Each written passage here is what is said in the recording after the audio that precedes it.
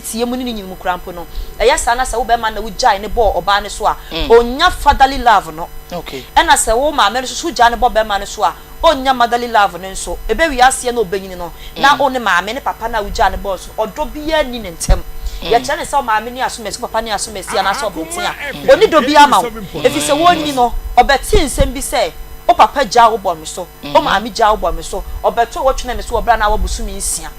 ti yesa odo bia nim enti de wo busa na me kire mu na kosi ne se akoda hwem enya ba akofo eya afanu ni nyina obi ya be ya ne de kakra na omodi support na akra na nyine yemu no etumi ayefe ewra medase ne wasam a wode atodwa asam na me pena na waka ede akire mi Peggy Obaa na me bisa ewra se enkwala hwemu no eye hwan asade wo se ayafanu no emienu ye ba efie batan a otifie a wo siesie fie wo hwe akwala ye hwemu pa na oba ne bema no hwan na ya na akwala no wo ne nsem pa Obaa medase maye obayi de meka se me hu se akokoba sabi aya wosudi ne papa chida de bia kekekekeke obekona ya akokoba one ne ma na wodwirigwiri fom so omomram bedi ti me maye obayi de meka se bataye no dodo na gina ye ma so dodo na gina ma so dodo na gina ye ma so say 100% ameti meka se be ma wo mu be 40% ba 60% ni de obaya ye mayi de egina ye so ye hwe omodidiem omune emesi kwanya wo befa so de abofra be ko school ne pampers bo enema nkitinkiti bebre wo honom a especially se oyo oba na se wodu emfie bi a enye se be ma ebeye ne ho bibia what I say so oyo oba na odu ne mfie bi honom a efri be 8 9 ho kona ne honam no esesa no eyo oba na se de se obeye bibia e de ama abofra no ensem fata se be ma na ye de obebam be ma ne bebam bibia na ereka no sika fam ebia wakodwo mo hu bibi watode aba ba se yemfa akwada enko school yendware no yenchende obese twitwi ne sene sa nyamanyama no ye ma no asede nti e ka batan ya aya na se mehu se oba bi de abufu atama akwada akwakwakwoto ne papa so se papa no ehye ne ne ya na se papa ne mmo akoma papa ne hwani nti no wode akora na akwakwakoma ne papa ni bisa me hu se na batan be nie batan be no woni tema because se wo hwe se ye twa wo fru ma fri wo ba ho na wo koto akwada no be ma ne de sabi ensuo no de agu mu se obe kokoko yeguo se obe dwunso aguo emfa ne ho oda se wakura ma na baba be dani nipa de aba asasi so what I say enu ntina de bia ne ka se oba wo se wote mama wo ma because wo na wonim kwan a wo fa so a wo wu akwala no kwan a wo fa so okura nyinse no emu nsensem de oba wonim e wonim sam dada enti batanya ne de ya dodo na e wo se ye ma ne ye fatu ye ho so eno na se be ma no yiteku a wo se wo de sempoa de eka ho enja ne nyina mfa ngu be ma no because onu wonim batanye bia onim batanye bia we obetima kodwo obehu atade efe obeto de aba obetimi akodwom obetimi di dwade aba but e bia kwa ya wo befa so obeye aduane e betere o man ase dem enya sa na be ma ne beye no enti batanye ne gina man so me da se Peggy abusua sa afe na wachim wo fidie ya to hase ya haye eye Akoma 87.9 Akoma mu nsem ena yedru so a yeguso a yetutu nasre ene abasa na ene ye kasafa the good parenting batanye papa eno enens ene yeguso a ye ka ho asem oti ewranka ena wote Peggy nka Peggy minsam na oso biansa na maba eye ewra so abatanye asudie da yeso minimpa se asudie da yeso nanso enye yenkwa na yefiti ya ye woye anyenye bia obi nede ne ho beka yen ena kyese yenkonyin ya ye de awo enti no se nipa na wode ne ho beka na ye frɛ ne bema no se bema na amwa obatan no e wo se oba no so uja no ejeje mu ana ba bia wo pɛ bia no wo dane ne de to because ye nwa no ma bi ye mfom so bema nka ho a o feel say we ye lonely ontimi oba bia benyinsen ye bema ne nyinsen ye me bi se o se bema amwa wo a oba wontimi enkɔ wani mu ana enhwe wo ma na Peggy Obaa Debbie se be ma mo wa me se ansa na obeye wa adwen se odi babebe wiase no na e wo se wa hye wo sapom nsuo de bia ye ka se mema no enye oye bad man oye bad father but me hu se be me bia ama oba eba ye friend no bad child da wo bi da se aka se oba we de ne ba wo no ye bad child but de bia ye friend mema no se omo ye bad fathers ne bad dad de bi onye nyina akra se bi wa ma wo ba what I say enti se bema no enye na sede se eja oba so sapom nsuo enne adwuma bebre wo hono ma oba obetima ya wo de behwa wo ba kwan ya wo befa so a wo bedidi no ma oba no so woni bi etimi mi se mi wi asamba me so se wo de oba ba ko obi so no wontena ma kwada ne ntena wo nchen manin fili se wei na wo wei na obetimi de support no what I say so ma akwala ne tena wo nchen na wo koba na se nyankopon ebetena akwada ne mu a obe wo se me maame na wonni bi o me maame na odam patada mu but nenso misuku wotimi support me ba yesi book wotimi ade ama me asori yesi we wotimi de aye aboa me ho no ebe ma akwala na nya odo bebre de ama wo ba wo ka se da bi emu ye de na akoto no twetwe ne so a aso se be ma ne de kakra odo no obenye bia ma be ma ba wo ma me ne de oba ye won fa bi ma wo on fa bi ma wo enti se be ma ne nya japa oba no me se eye wasede empo se wo se wo kona okoko edodo obi mfikyire na wo de be hwe wo ba na oba ya wonya de na ba wiase no nko ade enam di kanka ye no bisi me hu se akokọ ba osudi ni papa echi da de bia eye maame no eno osudi na chie enti se be ma no enko ma ana be ma ne nso wasene a maame enko twa kwa ntontwene o ana fa ne nko ma obi ene ne ntena biko ye nkumba enwo ba emo ye dene enti wo do no akwa ma ne papa na ba bi kwa wo ko na wo de wo nkwa wo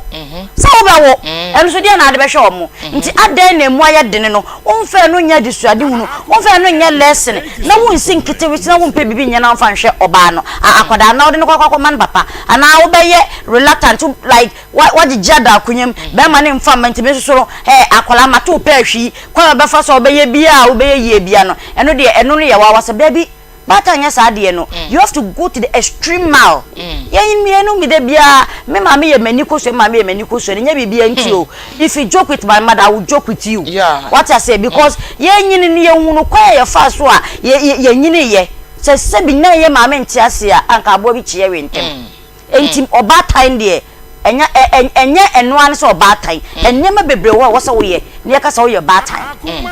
me da se Peggy era memra wo so eya na emema bi nkomo bi say edru Mother's Day a obehu na obata yawo kan se nkwala no omu praise wo maame then wo hwe in society mu a edru Mother's Day why you see a hype that Mother's Day but e kodru Father's Day a na enema atia abafo eye mema ene de emma egu emma eyem ma memra wo so ede na wo aka fama emema wo mo and a produce if I use the produce crana make I say ma chia no mema na hwie wo mo hunsuo bu mem eti eye mema said ye ben enom so mo ye ewo efie titru omo ma wo wo okay bema said ya e wo se wo ye wo fie ene se bi onya enyinsen oba na oba no kwa wo so nyankopon so ye na somdue mu owo fa ne ho fa ne ba na odi akra ne bedru fi asumdie ma from day one na akra ne beto no even hospital akra mpo no yenya wo baby na bills bi e wo bi e so kofoto sa bills no be ma no yes e wo so kotu ya sa bills ni na mo ba fi a oba na didie mu akwada ne hwemu se breast milk ne kra na enso na enkonkomo aduane ahodo no wo beto bia be because abre no oba na bi kra onyem ye nyina wantimi anya adwuma da e mani bi wo no ma wonya fafuro from first month no go see the 9th month no ontimi so limpeja ne tibie yeah kankan ya pai wo mo no muni amoden no si jisa ya wawo akra no enti sa abre no nyina no ba no niska bia da ho no oniska bia da ho anase wa anya adwuma bia towards akra na enyinsan ni mu sa abre de kwato sa nkonkomo aduane e de beba akonhoma wo fie to diapers to honkro no ba no enti as bema ne de sa abre no na wa sudi ayekese e wo se wo to pampers wo to emunuane wo to munsuo ni ade nsem na ye di si niema washing powders ni ade no e wo se wo ye ni nyina e wo se be ma ne ye ni nyina oh yes e wo se wo ye sempo oho nso akwankro sa abre no wo kakra wa bi abetimi aye bia no na manu a kire se sabi ebi na eni ho ne duduo mu yeah but who make effort me say obeye but duduo mu no e na eni ho sa abre no so ba so abusuafo no bibi kakra ho no mo so be hwe mo ba na oni onso so ato ensem na kakra bi aba wato washing powder kakra wato we kakra ohun na ni nyina atimi aye ade ebe ye fua na atimi aboa ma akra no hwemu na atimi akoso nti ye kapa ade a eye papa no na sudie ene na djuma se o hye eba titiri pa e wo fie ba na se ye sika mu na ye de aboa de no na wo se wo ye na maame no so aye fie ade yo no de ahwe mo o dware no wo si ne niema wonu aduane sa ne ma no na eno so atimi aye kama me da se ewra maame bra oso biem na ye nko ye nyua na afei ne ho ne de ato aso wo ka asem bi se eye be ma na sudie se onu mum ene oso wo yi akola no ho aduane obedie empo se nofo no enso no a na afei eye den na mema ne mu bi wo mo hweba ne kodru se ma okola ne nyini dru ba bia otimi sifie ema ne maame na wokoto towel ema ne papa omo ye to towel ma wo mo no omo anye omasudi ana eba na onimu se de esihwe ba no e na onim ana ye de be na si wo mo kwan a ma sa papafo no ebi mo ye ma wo mo towel omo ye ma mo towel na ye de no mo ntimi anya eni to mo deserve sa towel no okay da bia me ka se me wa se ya nhwe ba ye ni ba oh yes sa wo ba no wa nhwe na and dan dwene ho da se wo ba enso sanka wato ne pound se wudua no baye na wa nhwe ngugu hu nsuo and do ho a okay enti se wa nhwe ba me expect say obi nhwe na no wanyina wokofa de ya mbre ho no yeni ye se di obre no odie enti se obi atot ono kwata ono kwa mani bi town oh yes se wa nhwe wo ba na da chi bia wo ba tota wo bre o se daddy gitwa wasene mu kodware a waya de akra ni timu wasempa nyame be hira no na me ameti we die se me wawo anaso ne me yawo na wa nhwe ba anaso wawo me na wa nhwe me na meti wo sesi na kame ni mesia me mpe wa kira kwan ena men dan dwene wo se wo ba bi e frɛ se akuefo su ma aboaten ada achi bi obeto tawra ma me na be se towro no unya bi pani akura wunya na wo de ayede wo de beye enti ya nhwe ba ye ni ba ne de bia mekoso aka da bia meka se ya nhwe ba ye ni ba obi wuhu obi mekeka emebre wo wiase ma bi bre wo sole an papa na wo du so amedwom honom be 4 o'clock touchlight bobo mo mama so wo de ye masom se bi be ma no wo to wo pa no wo wie wa hwem so oba ne be si so obeda so obeya dan adonke emfa wo and you expect say akra ne banyini ebedru fie bi na wo beklemi say na me bani me se me de come last breath come no de betche ama me no wie ne sa na me wu a tim keja na ni asem bia ni ho oni be ma ne oh yes ana na won save fa hwe wo ba some sabra na akra na nyini no na wona me betche ho no sabra na me ka ho asem say me ne wo de betche na me ne wo twia na me di nkunim wie na na no ano no a me wo se ma save ma de bia sa na me wu akwa asa ma do because muti me ne ya ngo ema yen struggle hwe nkra no emfie timpempem da bia me se de yentimi kra na yeye ensa ni bi won ma yentimi nka na fidie so de yentumi na yeye ni nyina ye nkra ni ntia obi so na ne woda no ne wonyem ye enso so won hwa akra enu ntu beto akra na twena na enu ntu be ma akra na ye mobo ana enu na ya ne ya bo aboso se da bi se de atie bia no ye ma akra no nwiabo ye ma ne nwura ye bepem akoyanim ye de ati be pempem ne apaduane asi table so ma akra no okay ya ma akra na di yie ya pajanes onse san akra so nya me hire mo papa enkra no papa wo mo a wan hwe mo no so di keke mu hwe enkra na di yie papa minim footballer bi ne si anhwe no ewiase nyina bete ne nka no ne papa hwe le gina na me ba ne ase mesi no se papa pack your tools gina nche minimo ase me be ye de jawo Ghana na manfo so pa be mu ano na wa anya de na papa na ye de ya papa wo ye de ya papa say me ne omo nya adwen wo sa akwa no so wo ye de ya nya papa enyo papa Sabre kura sa stepfather bi be show papa o ma me kofa obi na unya stepfather na o share wa fa wa no yese wo ware amane kogina mu nji utira de ne wonni fa ne kogina mu yese papa bi ncha papa bi sa wan hyew obi na share wo sabre na ko no papa kro no be ye stepfather no ni sika nanka betinya ye bibi foforo e de amasa bi mpo na busua wa hye ne ma me bia be so na yere maso di entina ni so odi o so mfa so bibia ma ho akonya se wo so otimi di o so mfa so make us wadu akọ school wadu akọ university wa wie adwuma a wo ye wo je wo salary a mani bi ni ma wo sina wo na wan hye wo na on de ototo ne pakwa ene wa ye yi a wo so wo ye mani muana nyankopɔ musa wo hye o musa wo hye se nyame be busa bibi obedi kia busa papa no be question ne se adan ti na akwato wo de akwala ba wiase yes na wan hye no na sa mema so de bia meka se wa wo ba na sa wo se won hye no waja na bone maame so maame na ebre wo sun wo bufa so na do yesu na nyankopon ya do na bia nyankopon che won sam srade e de ma wo ba ye de ye yo he unhu ano sika ne be ba won sam unhu de ode be ye da bia na hye ubebusa ho saa de se wunya difuo bia na ni da fam wa kire se akoda na wo no na wan hye no no ehun sunsan so punishment e na nyankopon de ma no enti wo ba yanka se ko break your account na fa be sha akra no but o kakra bia betimi aye no make ye fatene ye hu se wo ye do enye bebre ahodin ni ho but wo bo wo so na obi su hu mobo no nye de on support o se be ya wo betimi ahwa akra no de na kɔ ne nyasa so die no eda ho twe medas abrantie bi ani wo ba bi nyinsen ye na girl no call hospital no de ko pm se wonyim ntafo ebra girl no ka kire be ma ne se menyim ntafo no be ma ne gi bum ya nte ne nka bim ena baba wai ebure so no wo ne ntafo no owo be ma ne wo ba be ma na edikan ne bra wo nkwala no wo hye be ma no na wo hye ne ba panyin na oye be ma na obaka se ye bo bra na chi ene yeyi akola no na se nkwala no ntafo no oba ne se oba no ena be ma ne se be ma no be me ya ye adwuma ban afa no o je se adwuma no wo mu no everyday bia wo problem asam oba we ba we no se de be fa ba bi no wakwa akohwe chi na adwuma mu kwan mo de ne fa so no enye eti wo kofa ba bi no na sofo ne se oni obi anyinsen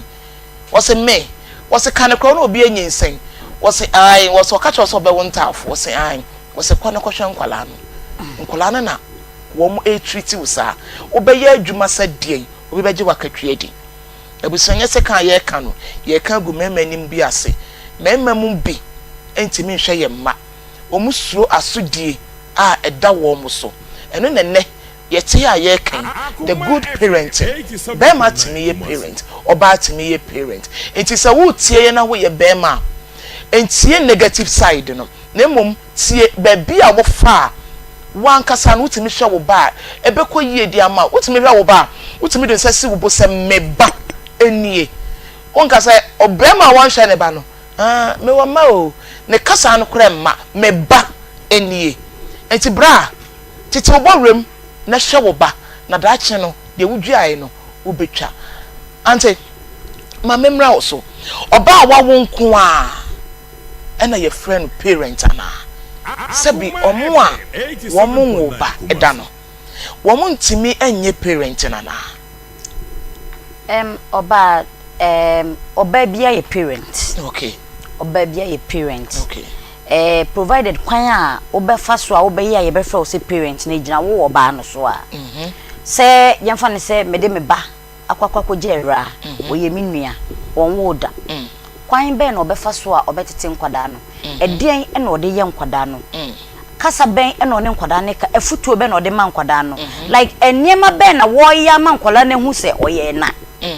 what I say mimi wo bibi say always be a good role model for your kids what I say enti say ye wan kasa na wasene mu ba ana say eye wunua bi ma ana e bi a ukọ adopte wo mu e wo se wo ye eniema bi man nkwala ne hu se wo ye na sometimes enya bontinsu ni na be fra so we na o eye nkwada na no mu ofie na eye nkwada na o mu ofie so wo ne akwada wo ofie na oba wo ye ne han han o kire ne kom o buru no oba fie na ope baby afa na ehu ahyene ye mama kura de menya nkanka onyempon baaye na se woye jata bi pateku bi to omabraba so omabrabo so eyesa omuntimi for parent man nye because obekwa abonte akoko wo kwaye awurafa so tete ne ma na nani aka ho bato ndo oba fie a sebi na ise de ode prison no eno no o mera for say parent we a parent but omumu de you are not a parent to them I say work of form free baby and na ono moye den etie enti oba de ejina de wo be yeso wa hwe wo ba me na du baby ona me say nipa se me si ba na ekono me ka say be a good role model to your case me ye cheche ni ma kira dia ma ko pension ko na me foso me kira de ma hu brase me school for bo ma baso aso ntimi baby ntimi mfa me ana ontimi mfa usuban ne woni ya na ka se me ko training college ana me baba ye o cheche ni but e bi adwuma na me ye no me bo ne last ase mani aha ene me ko adechi me nko me ko school for nyina e bo machi me ba no be bi san se na den na mama kura de adwuma o ya se nche de nya adwuma bia o enem na mi de me nya o cheche ni enti wo se wotwa nsa na ho bi na o ma afa so ho no e ma wo sipi as a good parent enti oba de ansa na e be fro se wo ye napa no na sa na ma wo nyina oba ya wotumi aye wo nya ye de a you are not a good parent. You are not a good parent. Me da se Peggy me samra also minima me bia wanwo na nimia no mma edoso na nso so oje nkwala no na wo hwe wo mu nkwala no nyini ye no woni se wo mo ware no na eye maame na wo hwe wo mu na enye ono a ne yefunu mma no ono mom na mo kofa no ma ne betena eye opportunity e ma ne gi bibia enti afuto be na wo de masabi wo mo a wo mo nkyem wo ye why no say I work alone ma wo enti mini do bia ma wo bia afuto be na ade ma wo oba ese ne ye wo poto ama na fie no onkyiri se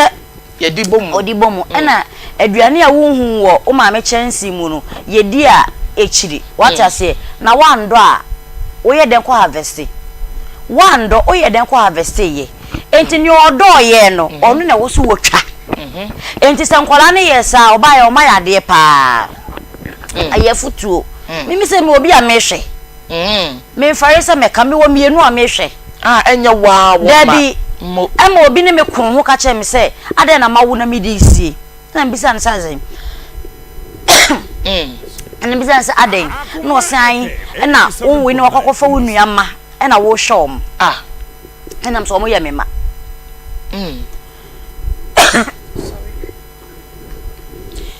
ya me yanto ade Gospel funeral home for say yanka ncho se ene no se ope eye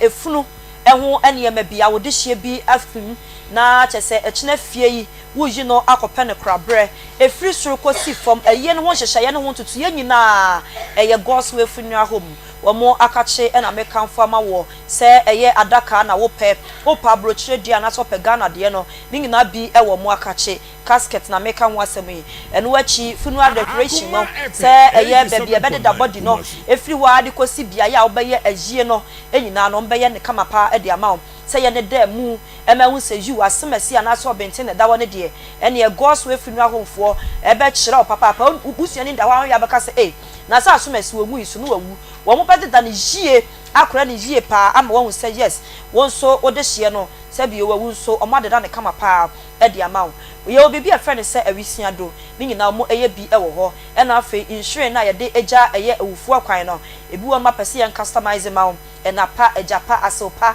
okunu pa onua pa ni no ba ne kama pa e de ama wo peka de mu no ebebe fie ebe sa de no akọ eye amukura ya ni nyina no omo obi e wo ho na enu achi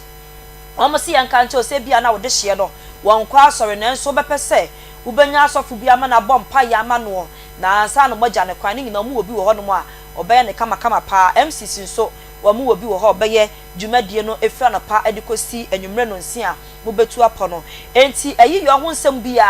fakodan eye Gospel funeral home na omo ne wo enhwimom na bibia enye kama omo no buo nso de eda from boko wana chi kwan no ewo asafo womo eben labor womo ene eye former cocoa board building no ena eben anase wo de okwa juleba ho na busa sa wo hwe uncle ato obi abekrew akoda mo bon sekura nim uncle ato enti kopie mo ho na wo ne omo eni kasobom eno achi wo so omo office line ni eye 0322 006221 0322006231 anase from ewa ne personal line so 0243737457 and 0266194675 0266194678 normal NJ was so 3p garlic mixture was a badia du papanom enu na doso wa adwama eso so ye yanom ne age atumu kanfo amawo 3p garlic mixture we garlic krogen ena ya twemu enuane nu no de aye adroni no a ye mfra mu enti ya pebinom na emwa wo na eni statiti na wonsa eno nan na ye ni na emfi wo hyene nso saba ne sa no a na eye stroke ena ebo won kaye enti wadu abehia 3p garlic mixture enya na wa pharmacy chemical ene herbal shops ahodo nyina mu onum bia ebebu papa wa ye kase muro so pese so tia 3p na me kan fama wo mojabro so 3p oba wo kwa fichira na chese wote yaw pa no wadro 3p garlic mixture asma ya de stroke na etete wa wadu pa no enienum bi na entu emfi wo emfama wo na won so enya wo fa wo de sanse ama me ne wan se yade nipa benya so a na yade kro ye nti padupanom na enyi sa ha wo nyina emfri ni padua ni mu emfa emaw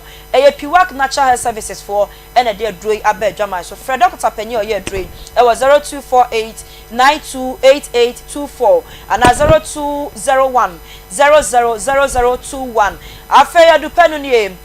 grow fine mojadro won se mojadro no de ate se wo man mu de yede de ben de bia frafra mu ayeye no grow fine de antisa ye nyina ankase ye ni nyina kokoo no kokoo krogen ena yede aye na ye nyina so ye nim enuane nu ahodo a ahye ye kokoo mu ema kokoo de ye enti ne yedi national chocolate day no kokoo ne yede ye chocolate enti udi chocolate a won se eniema papa wo mu enuane no papa wo ma ebo ni padua no enyini ene ne nkan ko fa ha obi a emfa embre ni padua no eno na doctor tena ase na ose da bi ene emenso medical kokoro ya ebeye aduro ama na badwaman so na omanfo anum bi na ayi wo mo haw e de afiri ni padua nim e de amon ene watu ni din say grow fine onuma ebem wa ye grow no wa ye grow fine kama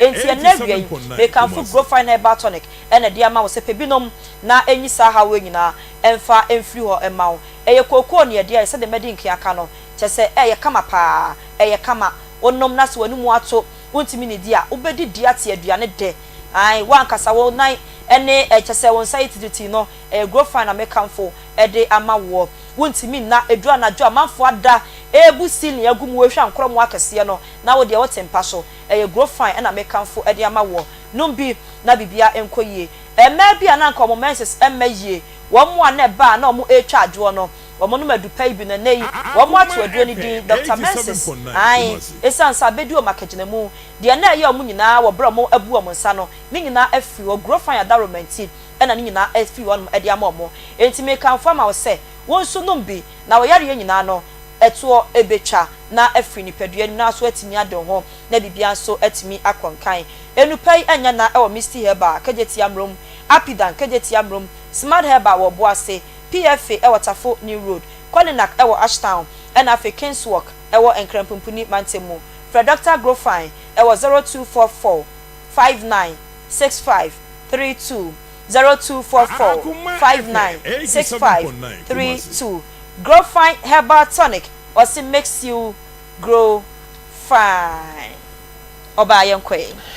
Abusia Akoma enam sa woda Akoma so ntino ye de apomudin emre e de brew eda wokua da bia bra bono nso ekopem eye nonkono anwumre ye de sa apomudin mre e de brew abusia de wo host dwumadie eye oduyefo abena adepa one na de saa apomudin mrei e de bro na ho no ne a doctor fo ene wo mo munimu de e betina afidie so na wotie na wo frɛ na wo dwumadi a anase yade bi e wo mu a chechire wadwene a emma wontimi nkɔ wanimu no emma wontimi nya wadwuma no empanyifo bɛka sɛ obi benya wana efri yade na watimi afrɛ na wo do saa wo yade atudwa na doctor enso so atimi atiew na se de opese wo tworo na wo koto wadro na wo nom no eno na Akoma FM4 ye de saa apomden mrei e de ebrewo ebusua entena wo saa bibi ekire wadwene so efa saa adwumadie we ho ano wafrɛ na wabisa sɛ ba ha na ye meya miti na ye meya esansa wo de doctor fo ebegu dwumadie so na wo so wanya baabi a obetie na wo befrɛ na wo yade a wo yade no wo so wo ho atimi ato apomden mrei wo sei ma wodadwene enye waduro ma wadwiane enye waduro monfa encheme sanso so na ye call glam by Tina makeup yenua bayi se wo unya no na wode wotena se o chi wanimu a wani beje ho keke ena wo hwese de manimu esi blink ya na ye glam by Tina makeup se wo ya ayefro ana wo ye engagement ana wo ye birthday party bi ana wo ana woto wo ba no edin e wo kuma se he ya ade a ene me fanfa ba bia e ye fafa glam by Tina makeup obeboa wo ama wanima ye soche wa hwe ye kura na wo kunu hu a onhu ebusia wo pesa wo frɛ Tina number wo bet wo de be frɛ ni 0544 466 280 0544 466 280 na ye call power special herbal hospital ai womo ye dwumakuo bi a womo eboa ema yade dom bia wo hyehyɛ wo nipadwam ebi mo te sɛ hepatitis B ana A B and C womo boa esa wo nipadwam nyina yare omosa prostate enlargement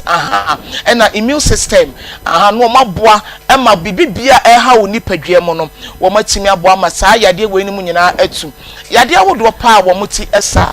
ulcer fibroid kidney stones ena yare don bia ya din no menye wadwene se yentimi ammo eno so fabra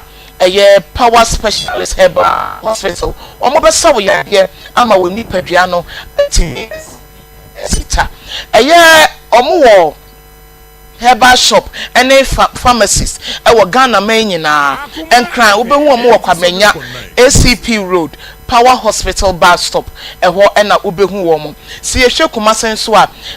feyiase bosomtwen road eduya junction takrade anaj estate near ahantam rural ahantman rural bank eho ena obehu no wo mo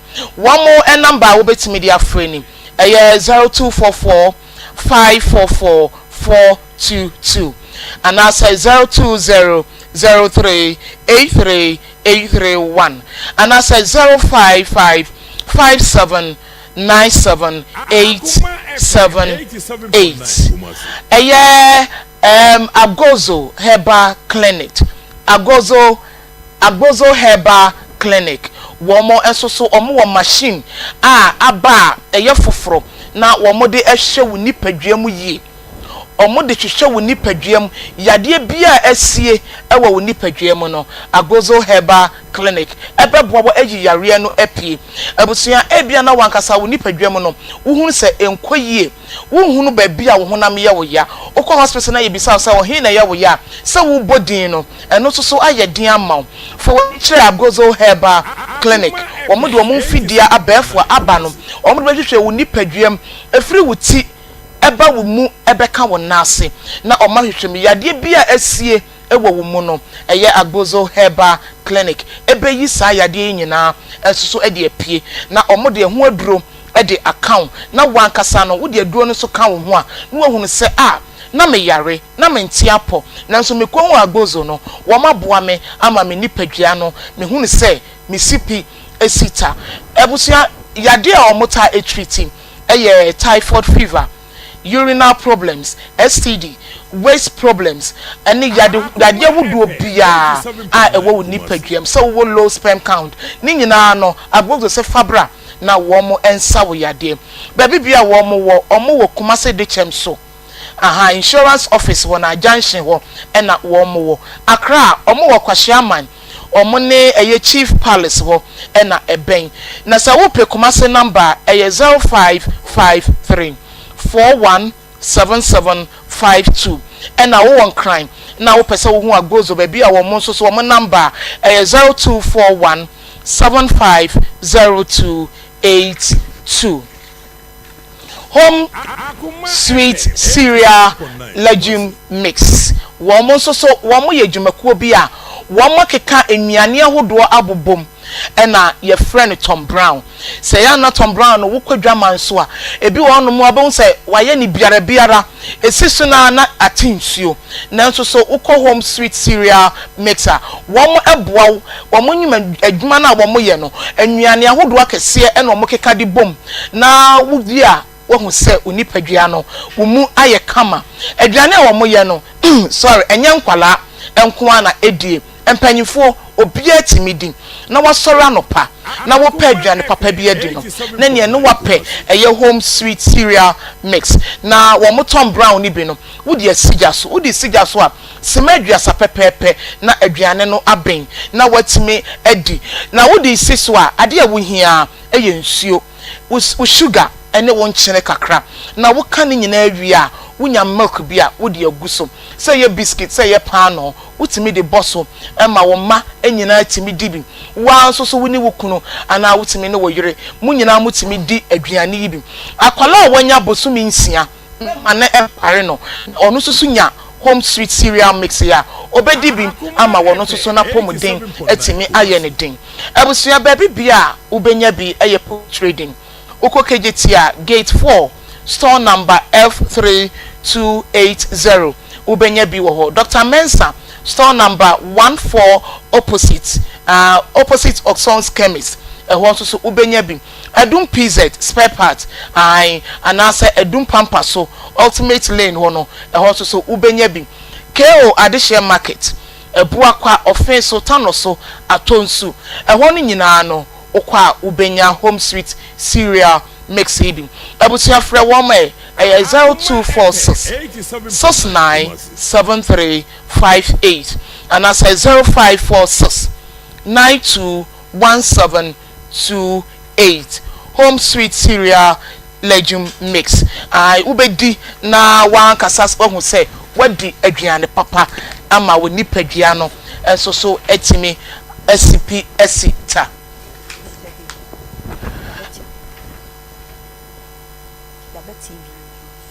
Okay, obetime ahye onua TV ye da so live na watie eye akomemu ensem Cien natural herbal clinic enche na ye ne wo mo eba betwetwe eye enkomo sene wunim dada no wo mo so betena se a ne wo mo wom ene niema a won hyedante ye no Cien ebeka akyerew ama ye nyina ye timi akoyanim yet was so. Okay. Okay. Ya transition for no na ye de kakra so ayansa na ya sori ama abaya fefe no abetena se na woni na bonkomo si madu no na uwia ya san babiem na kakra ye kan e de aka so ansa na abana tena se no ene se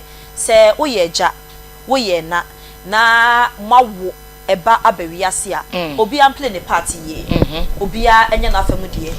na onye good parent enfamasa akoda no said ye be ya dachi bi akoda no so nyina wono so be good child e de amasa awofo no mienu sa abrekra na manyina be se mabombre wane nkokora edi model na da sa abra hia to de ade na moje akoye beef ne ya sichire ne ne ma ne obeta mamadi yie na sa mo ahwe akora no na se wono moto ne pa wi wono namba chire said ye se bi yate ne ba na se nya awofo bi adone ade a enye wonyina monka hu se ma ahwe ye kura mu hu a sabio ye ba bo taabo bi ne ye akotam ba bi awuro skoto mu ato achene ba bi kura e be wi ase mbeka se mo ba no ene mo adi ne yesu na ye mo ahyase enye ma mo de ye akora no eno na chese na akofa ni nyina aba enti ye besre papa nya ne de maame nya ne de se de be ya mo benya ba bi papa bi di akora na si na madache mo nso mo di mo bre eso aba ye beda se Evra Ebusia se afe na wo hwe yen a ahaya Akoma 87.9 sa so na ye demo live ewo eye Onua TV ena okoye Facebook nso so a ye demo live ebusia enasama na dapuniti ani yetutu nasre ene abasa eye the good parenting eno nenne wote eye minua Evra ene Peggy ana omonso so ede honsem ede ebre wo no the good parenting ai ye hunu se enye nipa baako ena ye ofo oba ne be manyina ena ye frɛ wo mo parenting na yen semre no ye kɔ ye nua ba ho na ono so de CN natural herbal clinic me da ko aba basha me juso na pomtse na me adom fashion aso e erade da so kra ye e ba cho ye tie o ahofɛ no so na se ye da se anyway I find check CN free ase ye emfama etiefo nyina na mo hu ye awia isi a na de kanyan se eye zen time na eye kofa by Dr. 3 days the adro wanwaso we aba so good morning herbal mixture I don't say netie good morning herbal mixture na eho adanse no eye bebre na ma be di eho adanse ni natural na afi ma chere kwan be a ebi wo na akwa wenya bi ato so de make no say na etie good morning herbal mixture I send the box mu kama woto wate ano na ni wayi na wanom na bibia koso ye ede amawo na bibia benya bi ato so de eye all herbal shops all pharmacy shops etwa ye ho ahia nyina obia wo good morning herbal mixture good morning herbal mixture de hia na se obewura ho a so pe good morning herbal mixture me so wura ho na se enya dro we bi na enhye the box mu ampacho ka share se de bi enya no bi na ahwehwe de ohwehwa enu ni good morning herbal mixture good morning herbal mixture konekoto bi na bibia ankoso ye emfama na memfa ye number into adjust ya me so number no ehu hia wo de frɛ yen na nkyeremu bia no ye bekyerɛ mu se de mpo besi kra anom no ye bekyerɛ se de besi anom no na bibia koso ye number no ye 0246 59 41 17 0246 59 41 17 and now says 0553 21 35 87 0553 21 35 87 said me kind adrono all herbal shops and pharmacy shops in na now also per good morning herbal mixture obi abeyi amount na wo so akwa akotobi na de adrono eye ne ye se adrono ye immune booster support a support wo immune system no it was sha assess wo no adrono eye adwuma e wo wuntininim na ye sa boa ma wo moja no so yi ade bia ye den afri emu akọ enti we no enya yare fo nkwa na ye ma wo da bi we no bia etimi enum bi minu nyina be ya adwene se immune system no say ye stronger ya de bia ntame so enti wutie me na wo no wa ye ho peda me kosi awiem da bia asa wode me sasa bro ye ha me wadro ye good morning herbal mixture good morning herbal mixture nya binom na emwa na sa ha na wo mu ni nyina no emfiri e honko obeso etie me o sini de ni ha pe ha no pa ye se ne honam ya obi honam timi ye ne ya sa wo se me sorry no pa no me nya adwuma bia enso me tinka pa se me honam eye me ya me kotodwe eye me ya me sisi eye me ya me nante kakra bia na ma bre wadro ni eye good morning herbal mixture good morning herbal mixture nya adwo we binom na sa honam ya na wo timi nyina emfiri e honko wo sisi na eye wo ya no wo abra bi wo fie wakokra bi wo fie da bia wo fro no ka che wo se me honam nyina ye me ya ebi kra na wo di nipa no kra no no wafuo ye adwuma na se o wafuo mu ni nyina no so benya good morning herbal mixture be kwa adwuma ba no na wa bre ne honam nyina ye ne ya eye good morning herbal mixture good morning herbal mixture onya sa adwo we bi enom pe sa yaw na watini nyina no ebe free eho akọ ama ahoto aba entimi so e ma good morning herbal mixture empa ho afa mo so wa montimi enidie no montimi enidi montimi enna wo dampai so anyo be kan silin sa na ade achi wadwo good morning herbal mixture good morning herbal mixture wo sha asese wo no madwo pe obetimi adidi kama na afa so watimi ada se de make no ba bia benya bi ato de enso to wo kromo ha say all herbal shops any pharmacy shops nyina ura ho na wo so pe good morning herbal mixture nko ade a obi abeyi bi ama ba kwakoto bi na wano na bia so akoye di ama na mom se de wo besi anom no enti nam de number no to dwa no for yesisi a na ne eni enkomo number is 0246 59 41 17 0246 59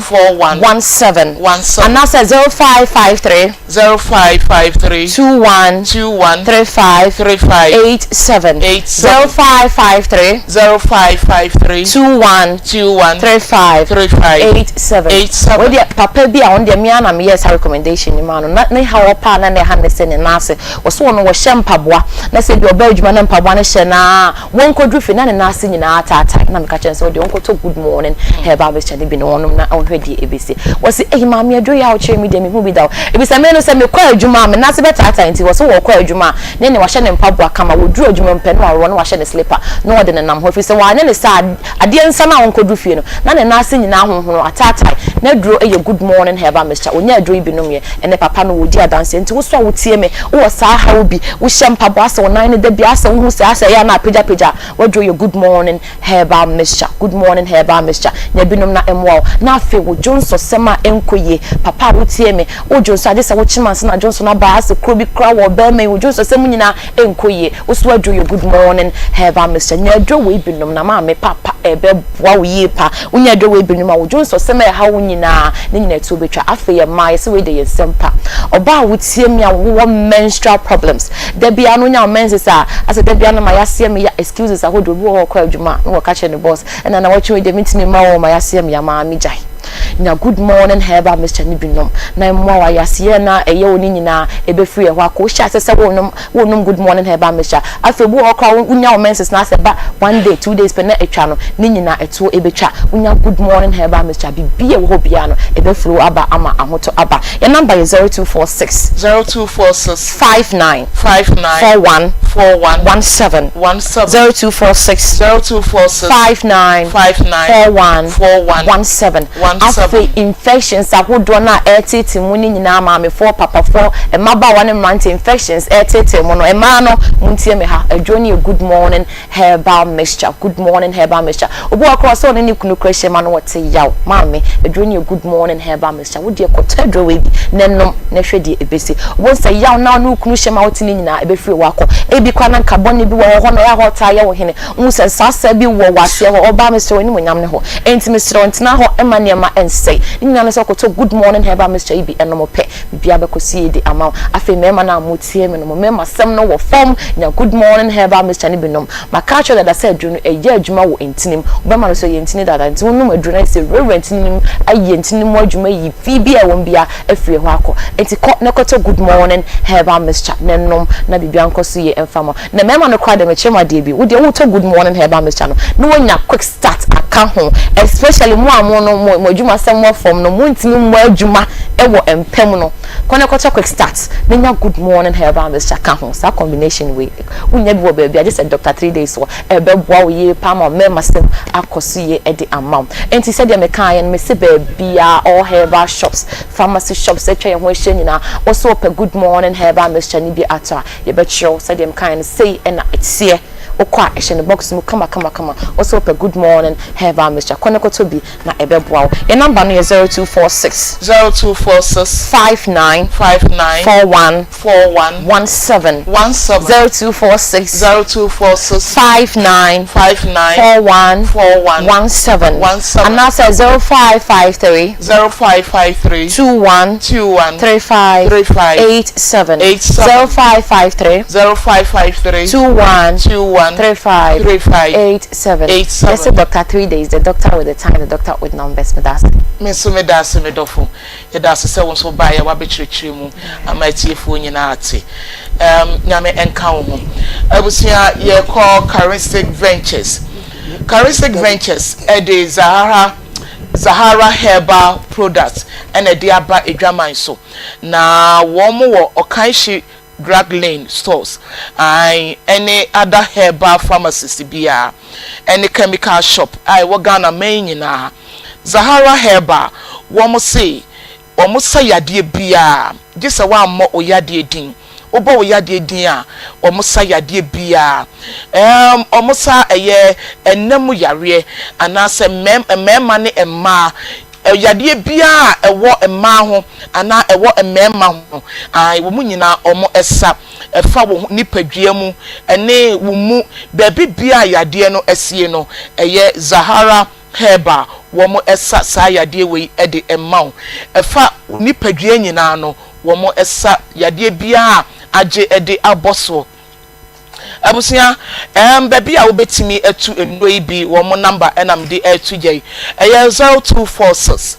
348334 and I say 0248 569335 where Zahara Heba product wo mo enso so any abusia ene asama eda epono so a na ye discuss eye the best parenting I no ho asam enane na ye discuss it is na odi wa fi ato ha aha 87 na mene omo a yedi nkomo eye ewra ene pegi omo enene mene wo mo etwetwe eye enkomo na ansa na no yebeko ahoma no so na ye ne Mrs. Akua Vifa afri ye na ekwa kodidi eye enkomo kakra bi ani ti abusia ye kwa ahoma no so Mrs. Bacha what me kan me mo ha e bacha wa pom ti say wo admo na so e Ewrade da sukra yen Mrs.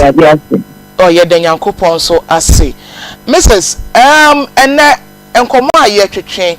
eye the good parenting wadawro ma megidi sa wutie adwumadie yi kakra Mrs. say bisa say the good parenting na wadwenkyere kakra o de be ma yen anything yo da se yi obaya ni chese fo nyina ye Joseph na je meka ne say awofo nye nipa baako na ye awofo nipa mienu Ewrade boye no ka se be na bejane na ne neja ho na akoko ba ho no ma ye baako no matena o muka bo mo ye baako enti se ba se baako fo na titi ba na se sa good parent ni nya enti wo se be ma e ka oba ho o mu de o ma gye ba na almost a man na titi enkwada e se o mu na ni o mu fie nti e na hu se different languages warrior oba ni kasa na ya na enkwada ni titi se be ma ni nta eni enkwada ni ni nkomo se de sitie enti ema no mebo msembe ema na amemu a ya na ema enkwada ni titi ni yiyi obo so oba hu na enkwada ni titi bia nti enkwada no wa ye wadamfo wa ye nwua wa ye obibia ti at times o tia no kra ya de nti bo wa no aka che no papa ba na ka kire no obo mu abemu kakra enti se be ma no amemu a ema enkwada titi ni enwie peye e wota bibia be ma no ebemu na ma enkwada no omutie awofo ni mienu nyina ase enti so be ma no o hwe especially bibi memu a ememe bebre ja enkwada no bo ma no so bo ye nyina ya wo na be ma no wo cheso onfa kwada no kura enkanka akan no fisi akanfo no ye se edi na ade enti be ma no fu so oye yi a okọ na fie na nso ntita se be ma no ma akwada no hu se ni papa nie akwada ni na bebo mu nyina wo mu a akwada ni de papa no eti impo ma me no edi se be ma no abibia bekasa no na ka asema ehia ma de ewu ni se ye fiatin akwada ye se de bia ye no wo mu enti ye nyia awofo ni mu nyina na amankwada na tie di mu no mo ko ye ba akota ya na atan ma ni ma to ti ye ni se ewo se ba no Mrs. Vifa me pa chowo eneno ye nyina ye nim se ye frɛ bibi bad time ye ka bad time ana dodo na ye se oba nkoa na ehwefie wadwenkyerɛ ne sen se emema wo mo nhye wo mo na wo mo gyan kwala ne to eye emma no so na wo mayi wo mani na nso so no ebedu edawde a na saa meme ya wo mo yi nkwala yi ma yi na omo expect say omo maame ne mfa nkwala no emra anase bibini a omfre papa no eba edawdiem dia na se papafo no epese yewuram adenti ene wo se eba sa wadaroma yo de yakaba tan ya de ntia so me sa me ka se emma na ne kwara ne wo fie bibi nti ne ya me ka se ba tan na no stress e banko na wo so titiba no nti se be ma wo na wo ja ba wo ba so a ka wo se e no me ma wo be ma no kura nti se wo na wo di akwada na ba wiase ye hwe mu kura enke mema na wo ba ye so mema na wo ba nti wo so bia no so si Obaa no ni me de na me ka so nse Akoma de wana bra no ho de aka bi nya yo papa se de ni wo man ko a me to pass da me to pa de da bibia no me ma ko papa ho se de ya papa no so be ba wa bra bo mu nti se be ma wo jira wo na so wo ka se ma wo ma won tu fa amwa emma wo be ma no kura so wo ti so be yi a wo ye yiye eti se radi sirawo esan so wo nkwada na bra bo mo bo se be be ti na wo nkwada no o ti nkwada na so ma wo so bra bo so ya so eni ti na ye me wan ma se be ma bi be wo ba e ba ba wiase na wo yi na ni kura se ti se de o hu so de ba ba wiase emma nkwada na kura ne tere bia u bo especially wo ko school a nkwada ni bi din ko me be papa na wo ba no so ntini nka bi papa ni na bra bo e se na we ho eni ti wo so be ma na abibia wo kwada na bra bo de nia se wo so papa ye o ye na kwada ni hu se ai mi sipi eni pa me na din be yes na ni wo mu mi enu nyina enti se be ma bi yi na ni a se te se wo ni Bible asem na wo kae no so enti so ti wo pa mu mi enu mu ka bom na mo ye baako o to 1+1 wa ye mi ye 1 na nye 2 enti wo ye baako enti bibi si a mu mi enu na mo fa na mo de abo nkwada no o so mo nkwada na bra bom na nkwada ni se obi obi nkwada bebe ye to ma so wo me na ma nkwada bebe ye nkwada abo ne obi wo wa oni obi a wo ko ni nchente wo so ko bi fufu no ni papa na tufu bo ne fu bo ne na de ne ko bebi a eni so ko nso ebi na nka ni se bra nya ni bebi a wo papa no ja ama ni ko no obi wo wa ni papa ni so akwada ni din wa wie ye nyuma no so ma to badin wa wie owi a otini bebi na akwada no na ebe na maame no wo se emma bebre we come for so the food there for 85 almost emma na be mi di mi kai saka mo kwa ko ma so mi ade ade e san so wan kwa efie nye be se ba ma na ebuwa emma wo nyen kwada no wan ma chi so ti so ni se chop money bi fi there ba intimidation kwada mi wi ma ko pe bibi e dia be support na ko pe be se e aboafo emma ya aboafo da no kan e so ba ba won ma ku na ku si do yere me shefie so what do you we know bibi am on so sa we know so no ku an kwada no na omre e wo so mi enu nyina mo ye baako na mo de tete kwada no na kwada no enyi yie na dada bi e be so bi mo nyina madi e bi o wa se mi bana yie o hwe me nti jiri so so hwe o be yie pa o be ti me ja wo sa eni wo sa okay ni ko school ye pon me yin papa ko ka ta na no de mami nti ono so so se bibia ba mi so ma wo se papa no ni papa no se no ka sembi wo so so anjo obayi a wo betu kwa kwa bia de bo wa ye tawo wo be mu ma se ni mami ne ma wa de fi so mu mami ni bre no no Akoma wo papa nti no fu se papa no wo mo ja wo ni mu tu ato tawo no e de be na so wo hwe na Obaa ni mi enu nyina mo fi kuro mu nti o de nyema betu a e ye mi enu nyina bia enti eni se ye ja enkwada ne bo emma nko aso enye ya sabe no ya sabe ne se be ma enkwada ne didi na mo mo me be ma yo mbibia na dia ka na ye sande ye papa dia what am I saying me to wasepa Mr. Safriye Mr. ya person ka wotu emma ba wana wo mo pre wo mo ho enyinsen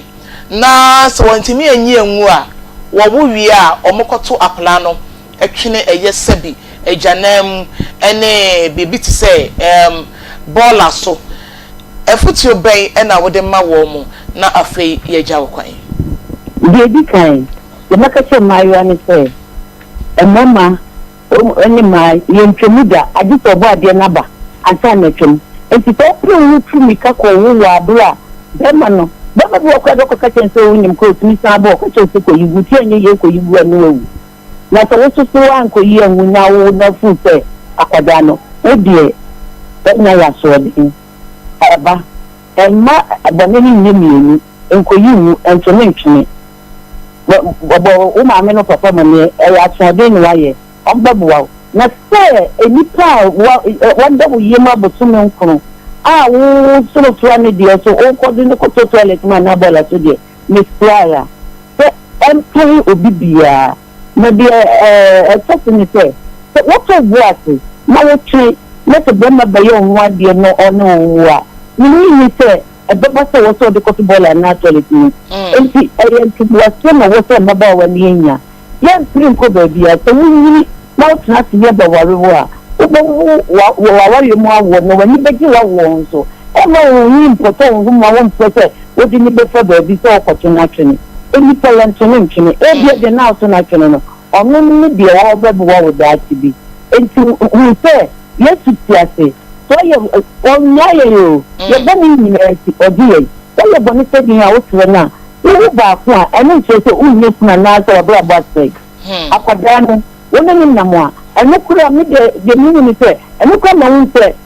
nyankopon wo ho akura ba fato a ba bua wa mo ahwa akwada no na ni nya butua obenya ba me foto de ba be so mu na bia fite o ma no enti me se me ba wo mo sisi se o mu ntrimika enko nyim ankoto akwada no ntwin me mo wo mo ntwin na wadi ni wo mo de ma wo mo na wo mo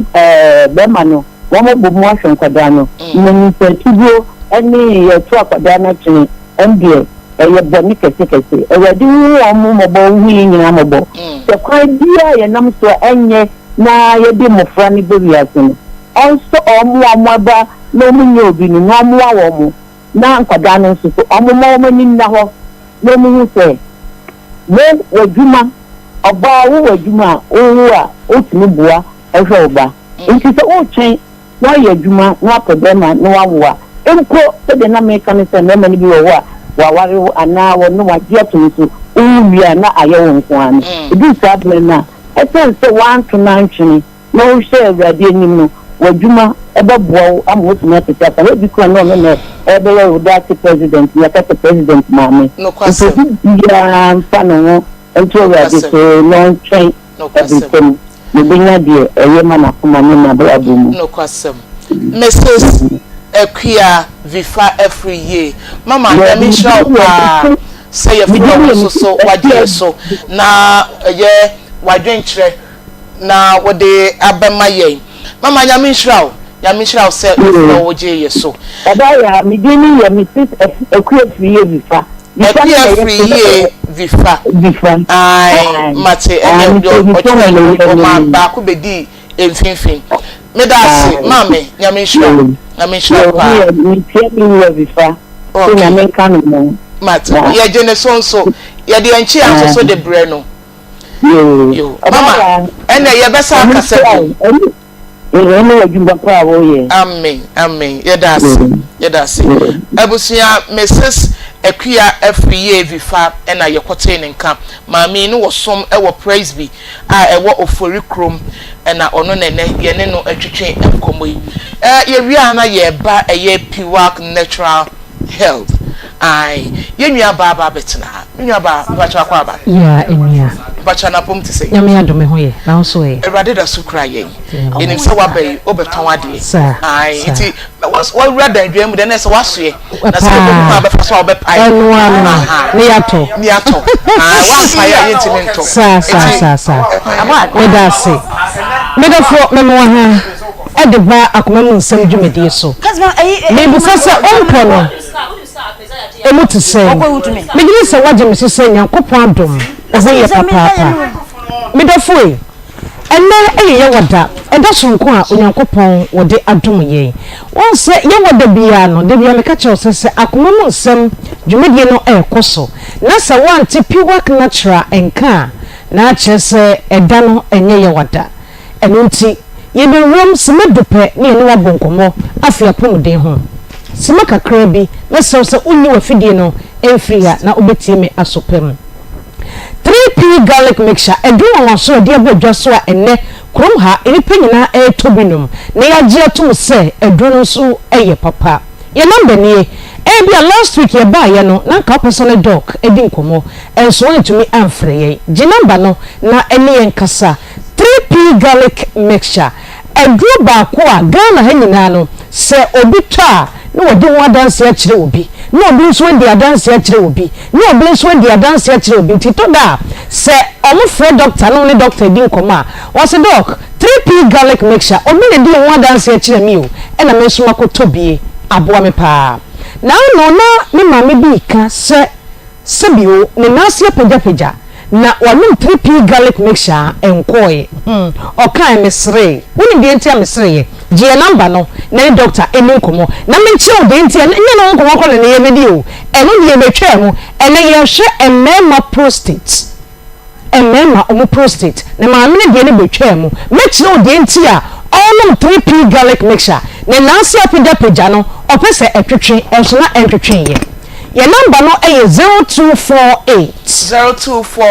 92 88 24 0248 92 88 24 kai say adoni ye 3p garlic mixture medium amene de ni twem ketewa bi omeka say bia ma me koto 3p garlic mixture no edro ne nye enti na last night twetwe ye me pa cho de bia ka cho se 3p garlic mixture enye magic nyamnya ho de na wa edro ni mu nim yiri nyansa wo de ma doctor ene wo de aye edro nwaso ya bedwa so a ye to bi eno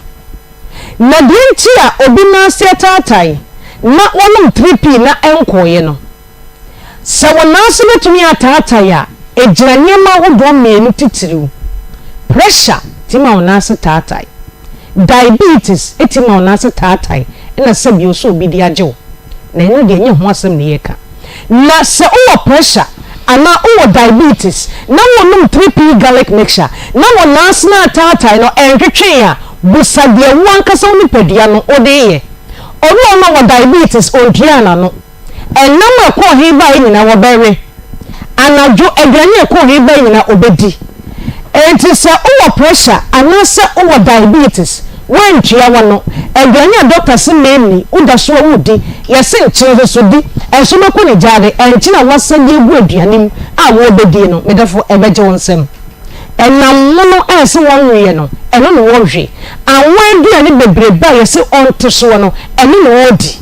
enti bede na onase no atwetwe enti ego no onno no ego system no banyema enwo ni padua no ego ntimi ntwemfa wontimi yie no eno na woda so ye enti onase no entwetwe enti so wonum 3p garlic mixture the doctor actually say men ye no tinye se woto ego no a freyen yawe na eye wo no doctor meche ni na bia obeya ego no be ni adwuma 10 ti mama ne kan me sre no so mama eya frɛ doctor no no ni nkomo medofo hia wano ne pre wapomoden na emwa medase wo ho emema prostate no medofo eye adwuma kese pa wo mema o masetena mu woni se prostate no ebwa emema wo ai se be ma prostate ho nsem nkoyi a wa wo ho beyedin eti to da ne de awo ho nsem etwa manko ampoa no be ma bi wo no a onwo yes onwo enye me bia so na yesunsun asem ebi on na ye wo ni padua no e na chimato bi ekoso baby enti na pure natural ye kan fu 3p garlic mixture dia ma edu eyi moja mu adwuma eyi enti no so adwuma enti wonnom na etwefo wontimu no na eyi srade emoja sufi bia da wontini mu afri ho na de bia no enema koye dia ma de enti amese o prostate e ka awo ho ene se bema entini no a wodo so famu no enam prostate no enam saa drobe no so a eba no efri blood ani mutin saa na eba ena blood no so eka yedun so twa no ho urinary tract system no blood no eka ho ena so de pedia no so eyentintini yedun so twa no eye kidney ureters bladder ena urethra saa nyema nan ena yedun so twa no emema urethra no de omodun so fam no enam blood animu na ba be fa prostate no na na mobe menum na epie no wadwen so wo no oba hyiemu a na afam na ko ba no ho enam prostate no en na ba akọ it is a prostate no ka ka wo se duro ben na ensuo fam akọ oba ho wo dun so afam no se prostate no moa ekomoa no se mu bai so a ebetum ade no kra kontono etu be da adwonso obede no oba hia mensu metumi akoyie ene ye baako afei de nti wo se wonum 3p garlic mixture ene se ebe your prostate no wadwuma ama se infection bi kra na eba prostate no mu a ebe firi ho prostate no epu ensuo bi ana eproduce ensuo bi a ye friend se seminal fluid won se emema ho ensuo no de ye ni hu no won se eye mereke bi saa good se de kwahye machine mu a enye bi wo se spermatozoa enwa no nkwamwa no ebi wom ana ebinim ti za mereke na be machine wo hu ne de eye seminal fluid no ena wo hu ne saa no ene na beka sperm no ho na be semen na etumi anyinsen wo ba de ntia wonya 3p garlic mixture ene se onum bia eboa ebo prostate no ho ban the seminal fluid no ebe produce kama ama wo no oba hia awo etimi aba because saa ensuo man no eni ho a enkwamwo na nkasa ntim mefa be ma no be ma no mu enko oba no ho mani nyinsen this saa seminal fluid no ekofam mwa no te se die konkonti ma da nsuo mu omu dware no no mu namu saa na omko oba no ho na oba na nyinsen eti yen hwe be ma o prostate enkoye ebede na opusa nsuo no akofa nkwamwa na ko oba ho amwa nyinsen ono oba be hie awo ma wo hia 3p garlic mixture de be kwa se enkwamwa no ensuo ni ntimi mpo no ebeye infection bi ebeye haw bi ewo prostate no ye number ni ene doctor nkasa ni emuaw na bema o prostate no yensi haw bi anokwan ewo ho emaw number no eye 0248 92 88 kai se 3p garlic mixture ho komo ena me no eboy infection and how we betumi aba bema prostate ho no ebi eye prostatitis se wonya infection bi ewo nipadua nim na akoka o prostate no na prostate nso infection abam chimato bi aba baabi eno etima prostate no ehonho no ana etimi nya problem a bema no ebeka ena bo se wo dwonso a na bema no mu ye wo ya ne mu hyehyew eto da adwonso no na ase emoja sebio kakra ewom wono oba hia na ho sane a ewo sanka wonya anegye bi no na aye yaw eti ma ne bebre no abema no oda wono oba no o problem no won fi wo no ho na ewo so gu nanu a won pe enye se bema no won fi wo woni wo be hie mu no ne prostate problem aba ho eti ewo wani gye no ne ho sane no elso no so na ne gye no na otiyaw ewo ne bemenum enti basa agro na nyede so ati ase eya mema no so monka mo haw enkire mba no ne yehu enye san to kwantwada ewo fie ho esanse saa de no de wonya yifra wale mu ani asetani mu a ne de wo haw eba bema bo prostate ho ban prostate enlargement so prostate no so ebeye kese no medofo ebetumi abase every 40 years ekono naturally bema bia prostate chance say ebeye kese eno no scientifically yenim de ntia nyame na enim enti na wasa wo bo ho ban se o prostate no enkoye kese na enkofo how emro ye twato ye prostate cancer eno de etimi ye family history abusuye no ohia 3p garlic mixture je enti se prostate no how do na beba ho a aya na etagina infection uno oba bia kohiem na onya infection ahodo ebetima o prostate no program ba ho sanse odwonso twa no prostate no edimu akotene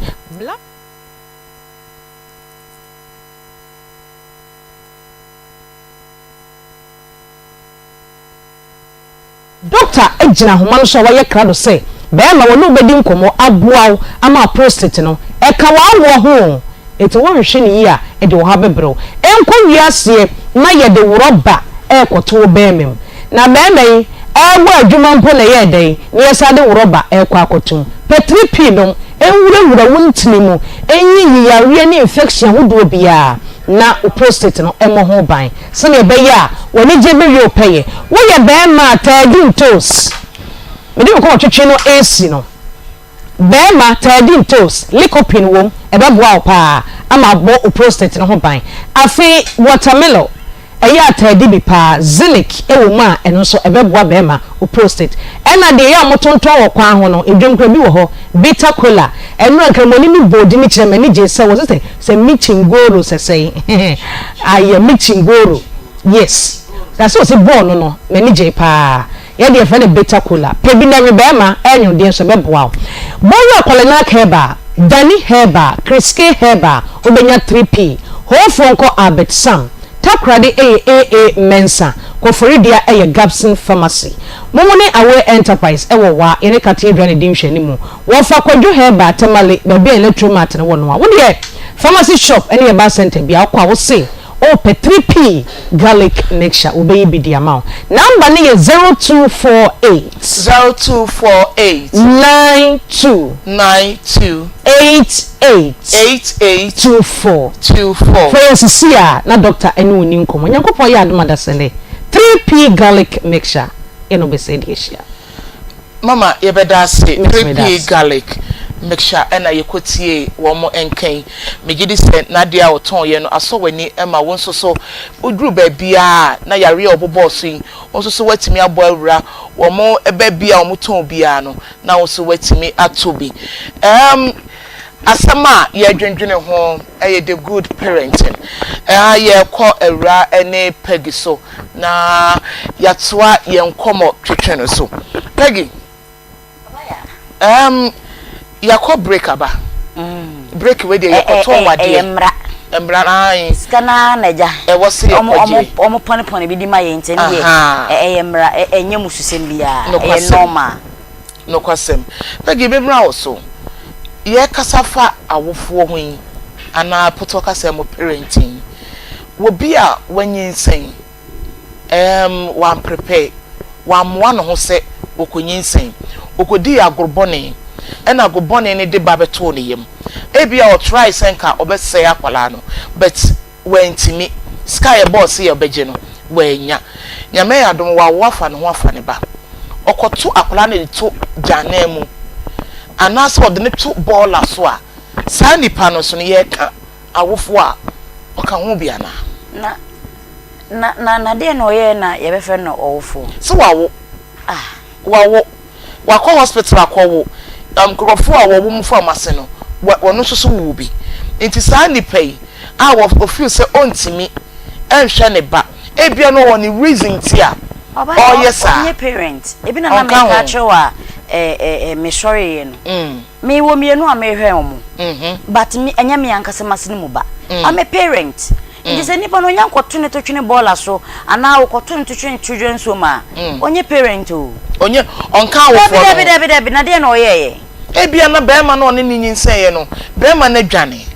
na bema na dwane a sebi wana wo kan ye ni mumie na mukodi agobone ti ba ku ni ho ba ku su ni ho ana ba ku ni ho no ma wo se ba ku wo ho ma abofra no what is abofra no boni be na waye a e wo se okoto ne to twene boni be na waye wo se odi ne koto children som da bi miss Obaa de enta me ka say parenting no say 100% a 80% ejina man so akoko ba time miss onsu ndi ni papa echi tom ya eye Obaa no ene so ema ye adwuma de e droso de wo feel say wo de be ye bria no ma abofra ni bi asompo wo se wo besre Abra bonten ai besre abane sa wo be opedwane amane ba ai mimi hu obi a waye asrefo besre no de bi asrefo nsre no eni akwa na akoto na to atwe na police wo mo be ndey go ko dem nkwa na nyina mimi hu obi a ne hu akire no ka se me nya aduane ma me ben ni a Obaa saka me last 10 pesos me de be ma no because akoda ntimi hyerekom ba wo panyi de obetimi akyerekom enu nti na first na say wo we ye fiefie mu etiti na say wo ma me che aduane otimi say ema ne na ye ba akope opone kakra no de atu ne ba we die so opone kakra no de atu ne ba we die so wo be ko ma me aduane so Obaa ya na ye kwatere kwa woni bi aduane ne sa opese ne ba ne fili se wodidi awenam eswade ne so wa ye ne kakra intende na wo se bema ni dwane jawa bema no ehun nso ana se bema ni free mu a na wo kwoto akoda na to atwene ana so wo de akoda ne kwakwa kwoto children so da bi wo sa ma me for parent ede na ye be for parent da bi na wo ye obi ahwe ne ba ma na ko school obi ahwe ne ba ma ne ye fa ne se nipa smesi banie no wonye mu hwe nyinse keke na wonyinse na wakoto akwada na to atwe ene e be for parent obi na obe for sa parent debi to be a parent e was nema bebre wo yi ansa na for parent me da say era asam ya pegi eyi anu yi ema wo munyinse a no makoto wo a okoto enkola no to twene me de me hunu se bebre wo mu reason enti a wo mode yesa do onye se bia me support but obi beye ni bibi no na wase yetse de be ma adwane agya no make us bi kra no we student ena wakofa sa asem ya to no so eti se ye ka awofo a sa nipa no wono so ye count ne ka sa ankrofo no ho okay dia meka ne se the first watimi akipi akra no wo yofrimu a kosi boso menkro ne de se binyansa bia nim se obewo na abekwa koto na twene owo ne bewi ase na wo maame no se bi wo muya de obedi bia no bo modern se wo so be bibi akeka wo ne se bi molikoko kura mpa a wo kan afoforo no odi a wo mu kabi ma no ni sense abekwa koto na twene bola so bekwa koto na twene ejanan mu se unim se onyem na 9 months na chi ubeyi akura na to na twene baabi ama na firi mu a ene yen kasa bi hu se wonyem na watu ana morning tem yes so sa na ma so de ba so betimi akipi akura 9 months na obawo na abakwa kwato na twene de so wo mu de ene yen kani mu na wagya kwan ne tem ebia na okọ hospital ni sky ye gye no onya na o de 9 months ne twa sa akwa na sa 9 months akwa ntwe uni muka de enye easy mum aha uni muka emu ahomete emu chasenta sutie emu fie mu chase akondodo basabasa ne ma no eno de watimi a nduo ni nyina bosa aka ni nyina na watimi akokyem no wawo ato no watam na akoto na twere bola so sabi wo ya sa uni nyansa obi obe sa bia no sabi wabodam eno wo ya sa ne ma no because untimi nkipi akra wo yefunu mu 9 months then ebe kan be wo wie 9 months no akoto na twene eya na sheda me hu ne say anam so madwen no wo se ye hwehwem kakra because anya normal sa anya normal sa wo sa wo nye parent wonim say emema no susu bi eboa ema ye to nkwala ne to twene wo kwan be so so obetimi aka cho say nyinsa ne ba for the first time no onje ena enya mea ena jema no obi kura na kwanyem ye ena menje wonim say sa mema ne pressure na mo de ma nkwala no ene kura wo yakra na wo kura no a enya nwanwa bi because bedroom rebi no na wo hwe the same eba no na wunya wunyi se mema ne pressure ne bi ene ye de masa young girls no menje na me ko school na me papa kra be hu se mem ne wanyema obegya me hwe a whole lot wunyi se pressure no ene ma young girls no wo mutimi nyinsa na wantimi antache no okwo a otimi yi sa nyinsa ni go se be ma ne pressure ntimi am wan ko top poison anu manku ho be ma ne pressure ntimi am wan ko dalolo kwam highway se kan fa wo so wo bra nyinsa wo ho na se pressure na timi akipi why and your pressure no timi akipi akoda 9 months a minim the pressure be ma watimi awo 9 months na chi yi akora na so ko tena twen bola so mi hu sabi ayi ewo mu nyina so mu say pressure na timi akipi pressure watimi endure for 9 good months now we as me pressure nti me ko Debbie okay the mama pressure be ma rasa onim de bema ebeba wo so a oba a wanyinsa awie na wanye ngu na wawo awie na wo so kwa akoto eye akola no atwene antem pacho membra wo so afuti oben ena wo ma sabi emema no afuti oben ena wo ma mema wo hye wo ma no ehu hia me yie pa na yenko commercial break ya medase de mekan say aso obefa nipa no no ye kontiko na ye ono nko a unhunu bibi wonimu ana wunya odobi ewonimu na obefa no enti se yemienu kodem koye niema na se ekoba se abaka aya yenyina yenkambum na eka no yentutu na yenchentua eni kwanse nipa bakofo ekotua kane da bi eyemienu ne ekoba obosia no enti se yakoba obosia na se eja eka ba ana yakwakofa nemi aba beton na ya anto na se eka ba aya na yenkambum na yentutu efisese nipa mienu kabom tete abofra ya aya na ye pa sense ye beja abo bakofo so eya na eya si ebeja boba akofo so abusia ye ko Congo ointment ye ko makache na de omo so woma ye no omo de abre ye ye ba ye to adwumadie no so. Yes, your number. Yes. 0249 701. Hey, I want man na bila confuse man confuse ma make am boa 0249 01 71 Enfino. And 0204 61. They say who sunyani abenyebi. Okay. Who brekum so a ubenyebi. Okay. O ko ba bia na asibini ho a frɛ ye number no.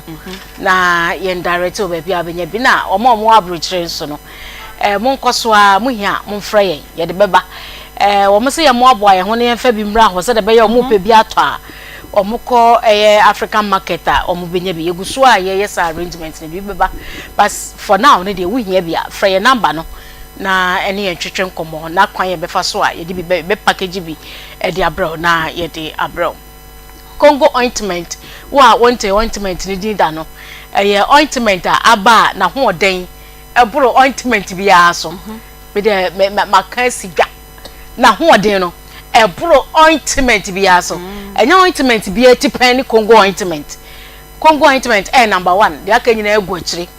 if say we use Congo na we use ointment bi da foforo bi da won say difference no e large we ni sharp entantam na eyi na firi ho ensan kra de o de fasra ho ma refi ho be 2 minutes akokohwe ensan ni wo bi pompo na abawo a sa ahye kese a tibita so na pa tibita so awia tibita so ni made be che no empai kra na ahwete efiri ho a unhu pompo ni bi ohunam na ye wo hene ho kekawo a fa Congo ointment ye nku na fasra na enyi honam kekari na fo adanti bi awraba bia smo ka kire me se odware ana na ho ye ne hene na wa apply enima bebre medicated soap ni ade ntimi nko ye Congo no abo na ma na o use for 3 days ho se ne ho na ye ne hene no eso ate nezo was me yakoko pa wo so say me kala ni idum na me hey onyare o de wo pekoko na nku be na asra ma abo nku ni di say me na be na adwa no abo na me say wa nku ya wesre say no asokra eti use Congo ointment no ate na wo ho na keka ho no nyina nko o de wo wie na so bet ko so apo ho apo na be say ba ba me kira kwa wa abra na nso be ayewo eti mesra so ho na me wo nyina wo yare ya na wo treat yare na me hwe de ba yare na ekofom nko ade akoso na yusu ointment na ye papa o na ade ba ko wo Congo ointment ho ne say wo nko a wo yusu no e bleach wa e be expose o obe mo wo de kan ho a obe kire say enku na wo yusu no jai o natural color ne dem dia bro no yes ade dem dia bro because minim lady pastor bi antibi otese wa o yusu Congo ointment still o say no kra na e ma ne ye ne nwanwa no o yusu Congo ointment because of pimples ne na ewe ha no also o wi meat a bo say abegu nanim bebre e na ma ye red mujanam na abegu nanim bebre na o start so yusu Congo ointment no wo hu say pimples na egu nanim de no kwa de egu no titima na aye tuntum eti na ama nanim no tuntum de da ho Congo na yiri nyina afiri ho a wo de aye nku sra besi ne hu na se do siti ano ne kala na no eti Congo ointment no e repair we dia aseye eti hunam ya wo hene na wo yusu nyema bebre num nrentimi nko what Congo ointment ajew ama hunam na ya wo hene se wuntiti ne sa biem e kofom na o kala na asa wo suro kakra that means o kala no wo ahwe ya eduru baabi na wasa be Congo ointment kira kwan se o meye ne yie mfama Fire number ni 0249 01 71 01 and 0204 61 fa Congo ointment esra wa bra ekro twifare anansa bia egu etimi kropa adana me ka se me kohwe man bi achi na kro wo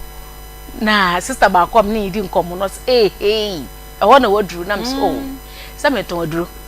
wo hwe o se me behwe ade e ma no e kro no e fanechi be maka kraka na fanechi aba ne yafum nyina ne no fuase se oyoba enkantade bo a e ka wontimi nhye ti sa anti bi atade ahye ko wontimi nhye bi da because of so oye be mo se t-shirt no hye nti akaba so but onu ankasa kofi a wase mentimi nyi me ho se asu wom na mo fi mentimi nyi me ho enhye e bia singlet bia me ho be wa na obi abepie me so fi ti tem bia no me t-shirt ofi yamani Congo ointment na anti bi shranka nyankopo ointment we no yankasa koraboro ya adwen ni yenti ase so wodi ointment o se wa num papa o se doctor bi oyo ba doctor no kra ye niema bi ma no a na aboa we sei wo mun kosua na wo bo me refi aboa no kra de wo bo kosua no a na wo de lime agum onum early in the morning asan wadidi se da be ya ekro no asebehye me kro no kwa ne kama meteye wo so wa num sa na abusa aboa no kosua ne ton pa o nkitinkiti bi na ho dot black isisi ho ya ye dina kwan ho me hu be bia Miss Crab refi the boy dey ai what papa o film rating tia wo chem so wa num ne de esoso entimi enko but odi Congo ointment ne sraye no anti bi ni nyina mu hia efri ho eti Congo ointment de na ho de no wo soro yasra mo sa woko na yaye de no price ne bro others ne so 1 cedi a enka se 1 cedi abeto so ntimi nto ye de na papa se de wo ni nyina me le me ka player papa se de wo ni nyina eti use Congo ointment oba wanam ye wo hene na nsuo firi ho ba ana ho kwan na bia ye kese pampan wo mesrew se pampan wo wanam a etoda wo sha atade abohu se mfra mafa na atade ni pija na eja pampan na mankrofo but wo ankasa wo nam no na wo nti ye hu na ye ka wachira sam so onte hwe mesrew ada fa Congo ointment fa bi sha honom na se wanam honom eye opepe eye wo hene ekekaw ana wo de ne enkekaw enye opepe enso ne firi honom ba enso no kra no mebusa se eye ana kala ne tesai ebi de ye white na ne man kitinkiti bi didam ebi de aye no ho te se mojasufin ebi aye greenish ebi ate akokɔ srade ne nyina fifiri ma ne bi ho ba ebi ye teke pa ebi nso ye yurubi eno nti ne pesa wo frɛ na wo ne yedi nkomo na wo ne yedi nkomo na wo kyerɛ ye sade ye wo de ne sunu siti a ebema ye timi ho infection aboa kora bacteria aboa kora aba ho a nti eye wo sa eye 0249 01 71 0249 01 71 and 0204 61 Congo ointment na nso be na yiwa fa bisrem se na ntama property vision kakaja fa bi esrem onya code kura betimi atibi a show kama fa be yiri nyina efiri wa ma ho ato ba bia ye ton heba nro bia bi wo ko na esibi no afa number no eti na de ton from afra na ye nchiro ba bia ubenya bi me da simi ni anyame yadoma efiada ye be hia na yawada mati ye be hia ye peska bebreti yawada saibra yo papa ma me san embra hobium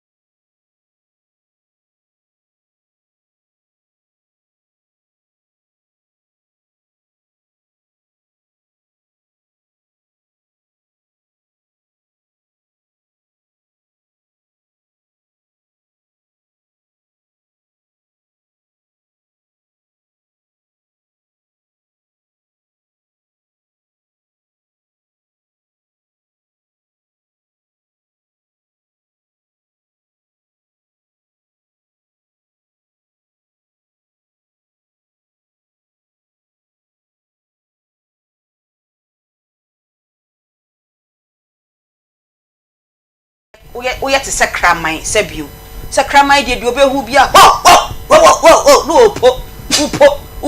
upo afo be posa wo sa fa ya da konfu ankasa eba no kra mpo no efiewrase we obekọ na nya hwe sese na entatia ketewa bi na we hu no kra wo po eto de bia no wa ye se ejaamwa mukro mfantefo se aya na ye de ejaamwa aya no wa ye se okra de ade no hu na te sen kra no wo bu ade na ninchi it is nipa sanya oti bia no eto de bia po kakra because we mposo so a nipa ebu kwase a na mom most times no aya no why to say ejamwa okra cat Obaa Auntie B. Good afternoon. Afternoon. Hey, almost open my hand. Yeah, Miss. Maha. It's not me meja brofudin afa twidin. E dey maha. Yeah, we bring to. Boko dey. Adum. Who dey the twede na ho? Debi. Hey. Twede. But you na ma twede na ho. Sao. Na no bia me ye sese sa. Se ni dey hu hia. Se ni hu hia but nyo mu nyina na o se ye je wo mu. Ende ye no krem. Se bi wo no mu a. Se bia ni mu aso ende ye no krem. Se bi wo do se chobotoma na ate. Se bi won so a wo wuram budun se wuram botom so e chance na wuram ene ba na me ni mi nua ba de edi komo bi wo fom mi wo ye be ma na on dress fine na me de until sometimes we check up dressing bebre so obedi for anya hwe ba wo de see ba look presentable no wo but all the scanning na wo chop mo no nya wo beton tade because we need your dressing na make ka oba just obi o ho tum sa de e wo ho pa e so hwe no ho a 87.9 Akoma mu nsem ena ye de ebrewi abusua yakodidwa aba ye bae no so no yaba ye na so number si na wo so watimi afre na wachire wadwene wo enne ensem a yetutu na sre ene abasai number abetimi afre ye 0243 114497 0243 114497 and 03224 98035 03224 98035 ofra yabajoso 0243114497. Hello, good afternoon. Good afternoon, Mama. Baby akase free. Madam ma unlo wa fidie ne kakra maye. Why? Lo wa fidie ne maye pa. Aha. Medase. Ohe ma wodi ni baby akase free. But Kenya to am kase free. Okay. Oba yanko yanim. If I saw Emma Abama. Only them my own function plan ko wa nyi djuma dia function plan dia eni ma de o mo ko mo ni ja because me di mi example ye no ma de wa ni ye dia kama me de ma no wo o ati de de am de fa let me say an sha do ye jam an plan Yama disini jawari, sejudu dia mulai ni jawari mana semua jawari dia yang kelap sama ni deh, oh show. Medasi. Jadi ni cuma, jadi ni saya aku kalau macam saya, saya menjadi dia di sini. ye beda se na ebi mu so bo wopunu mu ebi ejina wachi ye beda se sa wo ye adwuma a wo de hwe wo ma nyame so beboa wo ama watimi ahwe nkwala no wate nyame enka wo. Hello, good afternoon. Good afternoon, ba. Me da fo di ni baby akasa free. Be ba je free me akwati ewa taxi driver. Akwasi pa akasa free. Abi pa janse no so pe na mi do. Akwasi yenko yanim. Na mame mo mabaso ebi anti bi wo bi anso ya mi chia no ye je oso na oba ebi am interest wo pa ye papa fona o ma wa o mo nso mo ba mi ade ba pe wo te se no se o ye pe ma na wo na o nso ba wo e che ni pe bi wa ta fi so na yi pa na yi ba ko pa ni se wa sa address ya wo yi a che wukum e se wo e che obi a I was in theater, what's it? I said, Anka, Abane from Baby Brown. Papa, for my woman of Marnaka, 30 years like a much, one now about 10 hours about to be a note. I was here, but that's say, hello, good afternoon. Hello, mommy. I jump at your dinner, baby, I can say free. I from most because of free. Yes. Mr. Morris yankwa yanim. Papa Fona, omu ba no. Ya ba o masi. Na me empeda omu. Omu ntasi. Omu face problem a. So problem a o so ni ku anhe. Ya ba o masi pa. Ya so ye dase. Yes ye dase. Rade ma omu kwantenten no mu hunu de nkwala na Yankopon behwe wo mu. Hello, good afternoon. Afternoon. Brefo di ni baby akasa free. So dango Kenya sisama. Ohine yankwa yanim. Jina ndere me mantimi sisanka. Ah, watia ne na chi kakra chi no beba. Da so me also go juma. Juma na no ade pepe. Me da si. When I am pa ese. Sometimes I feel be nya na free me ma no bi o. Sao. Ya na to be I don't know so no me go de wonya anko beye. Ne no man fa. Oh, ana oba no so de bufu be sankwa na ko. Se o de bi akoma oba no nya bote ma be ma no ba wo de akoma be sankwa na ko. No o so me ko he ma de. Ni si no ja wale na man no ma e pata ya du e bi ama no ye so ma mu nya botre. Na ya na se awale mu ta man kwa no tema e pata wonu kwa no. Yedase no so wadwen kire. Hello, good afternoon. Hello, fast to the man pachoda 20. Everybody da so cry na won so e. Pachoda man pon Samampom na would Samampom pacho yankwa yanim.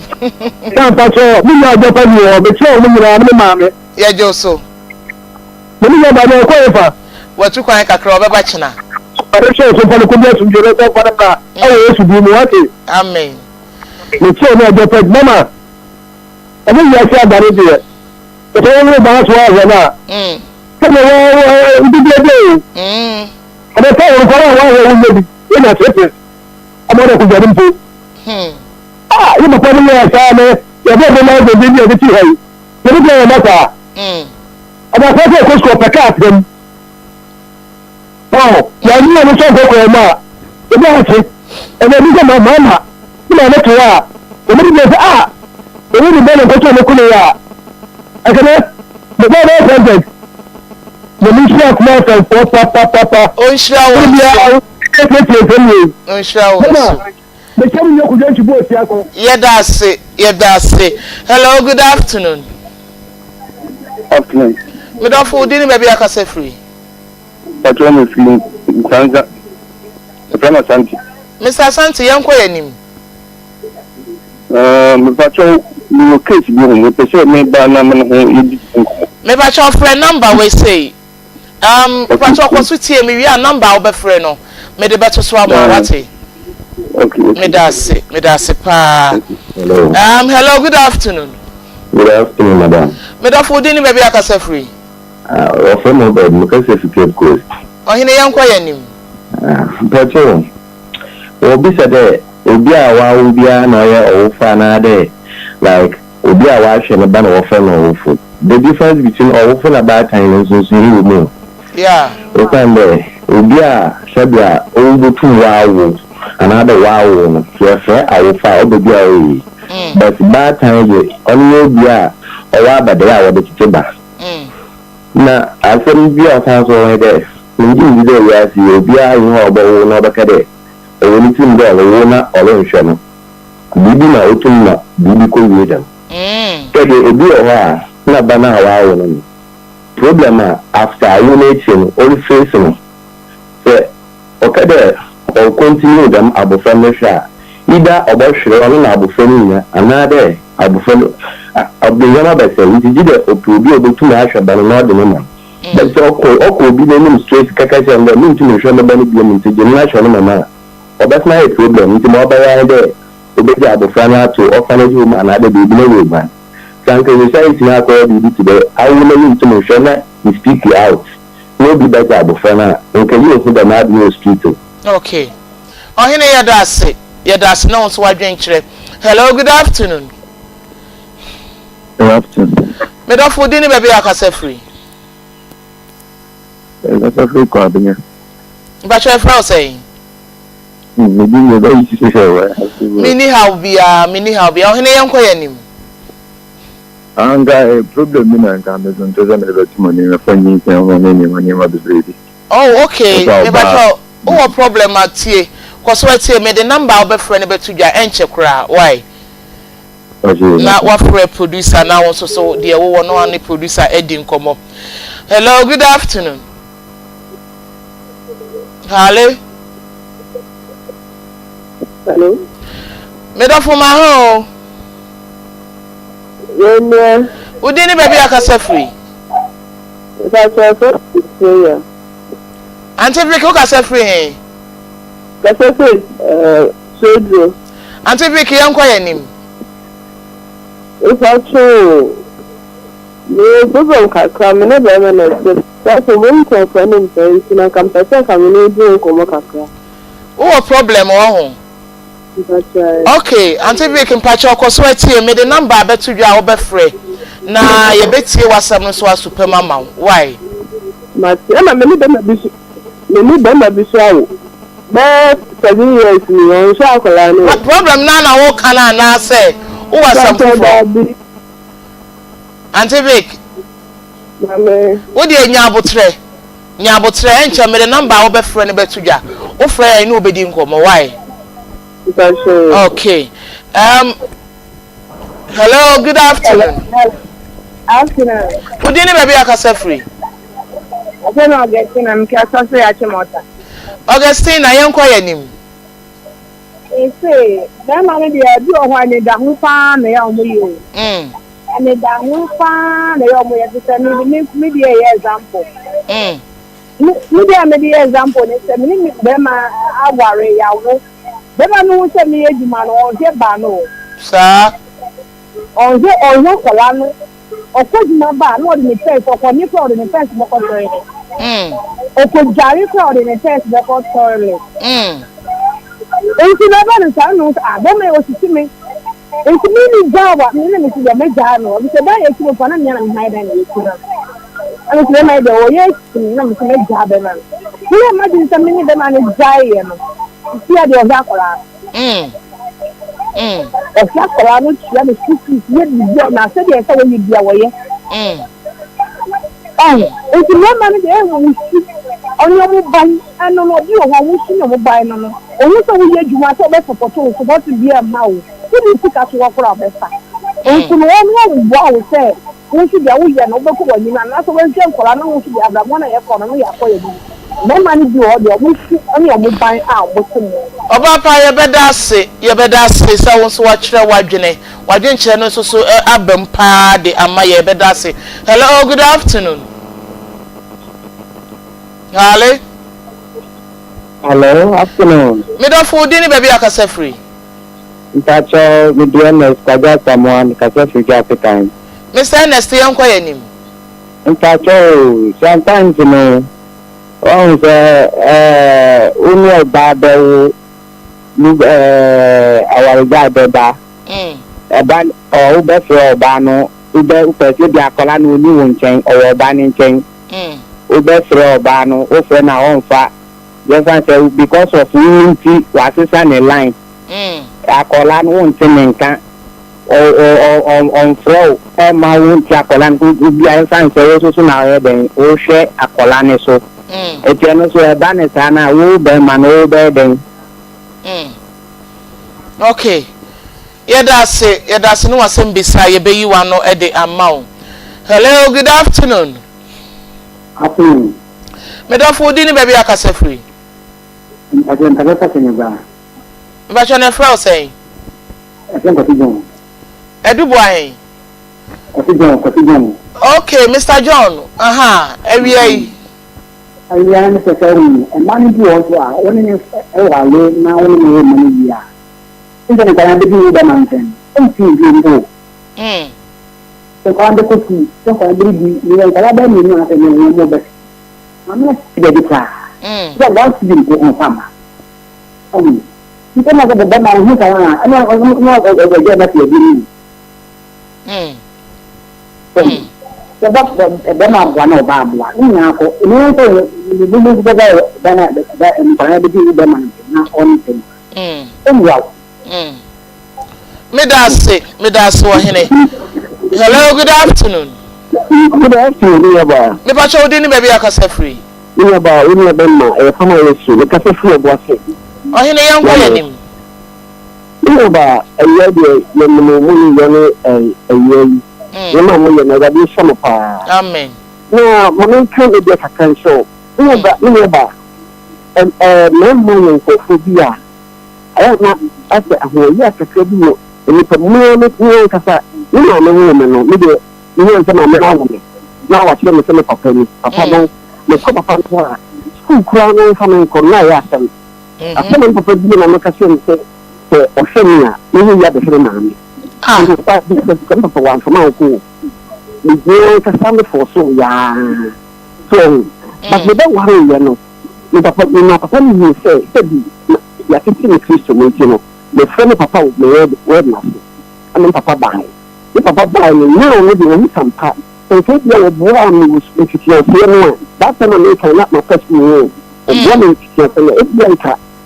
ni mama wa no be ni to mo so mo be o mo ti na bua no bible no anko sa o. If you me get an example say me na warrior ma we e ka ni shome ma. But the man to bring through the mighty oh we go for just like o mo clean ka bi. Enti o